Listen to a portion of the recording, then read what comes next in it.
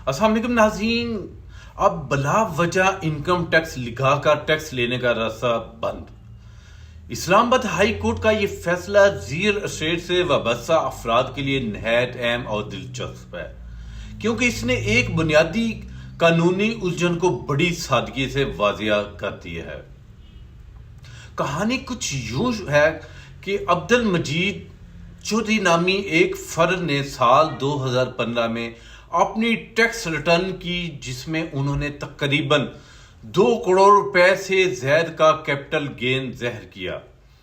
بعد میں F I R نے آڈٹ کے دوران یہ موقف اختیار کیا کہ چونکہ انہوں نے جائیداد بیچی ہے، اس لیے یہ آمدن بزنس انکم کے زمرے میں آتی ہے اور اسے سیکشن 18 کے تحت ٹیکس لیا جانا چاہیے۔ یہی بات بعد میں ٹریبیونل نے بھی مان لی، لیکن جب معاملہ اسلام آباد ہائی کورٹ پہنچا تو وہاں ایک نکتہ سامنے آیا۔ عدالت نے کہا کہ قانون میں ایک خاص شق یعنی سیکشن 37(1)(a) موجود ہے، جو خاص طور پر جائیداد کی فروخت سے حاصل ہونے والے منافع یعنی کیپٹل گین کے لیے بنائی گئی ہے۔ اصول یہ ہے کہ جب کسی خاص معاملے کے لیے مخصوص قانون موجود ہو تو وہ عام قانون پر فوقیت رکھتا ہے۔ یہاں سیکشن 37(1)(a) کو سیکشن 18 پر ترجیح دی جائے گی۔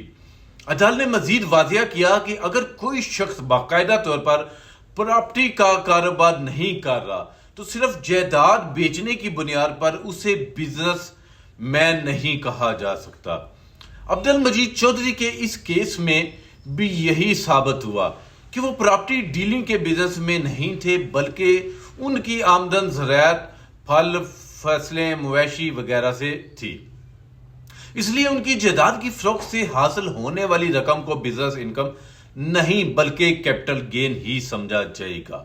اس فیصلے کا سب سے اہم پیغام یہ ہے کہ ہر جائیداد بیچنے والا شخص پراپرٹی ڈیلر نہیں ہوتا۔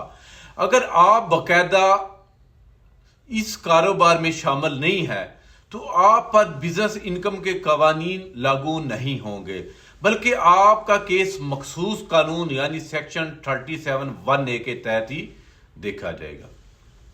مختصر یہ کہ عدالت نے ایک واضح لکیر کھینچ دی۔ اگر آپ کا اصل کاروبار کچھ اور ہے اور آپ نے کبھی کبھار جائیداد بیچی ہے تو آپ کو بزنس مین سمجھ کر اضافی ٹیکس نہیں لگایا جا سکتا۔ انفارمیشن اچھی لگے تو لائک کریں۔ ٹیکس آسان الفاظ میں سمجھنے کے لیے لیگل پوائنٹ کے سوشل میڈیا اکاؤنٹ کو فالو کریں۔